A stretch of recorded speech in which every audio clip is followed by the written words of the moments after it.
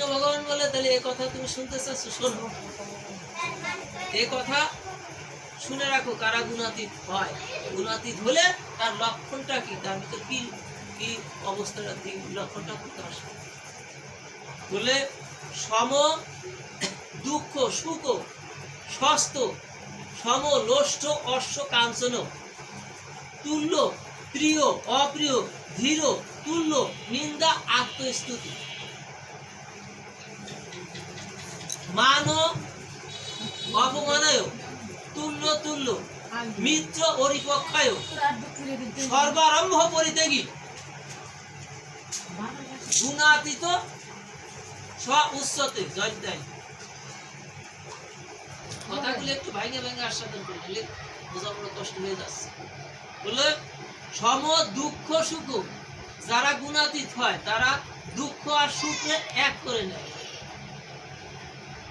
আর ষষ্ঠ শব্দের অর্থ কি, আত্মস্বরূপে ডুবে যাওয়া।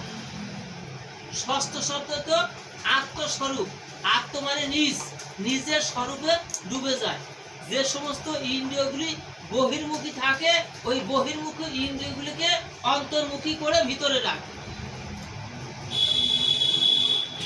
এই ষষ্ঠ শব্দ তো আত্মস্বরূপে ডুবে যাওয়া। এই আত্মস্বরূপ জাগাবার জন্য আমার শ্রীমান মহাপ্রভু কি করলো, আত্মস্বরূপ জাগাইতে কি করছে, স্বরূপ ধরেছে। হ্যাঁ, গৌর কি করছে, স্বরূপ ধরেছে না? কিসের জন্য? এই জীবের আত্মস্বরূপ জাগাইতে স্বরূপ ধরেছে। আর কি করছে, এই স্বরূপ ধরতে যাইয়া কি করছে,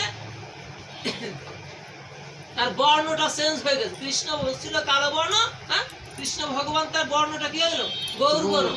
হ্যাঁ, এবার কালো বরণ ছেড়ে দিয়ে গৌর বরণ হয়েছে। আত্মস্বরূপ জাগাইতে এই কাজ করছে না ভগবান, আত্মস্বরূপ জাগাইতে স্বরূপ ধরেছে।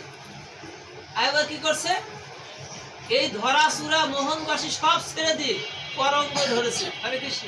হ্যাঁ, পরঙ্গ ধরেছে, কি করছে, এই ধরাচূড়া মোহনবাসী সব কিছু ছেড়ে দিয়ে এইবার ভিক্ষার ঝোলা কাঁধে নিয়ে জীবের দাঁড়ে দাঁড়ে কি করছে, এই জীবের আত্মস্বরূপ জাগাবার জন্য। হে জীব, তোমার স্বরূপ জানো তুমি কি, তুমি হচ্ছ কৃষ্ণের দাস। সেই দাসত্ব ছেড়ে দিয়ে তুমি করছো মায়ার দাস। এই মায়ার দাসদাসী যতদিন থাকবে ততদিন পর্যন্ত তোমার মুক্ত হবে না।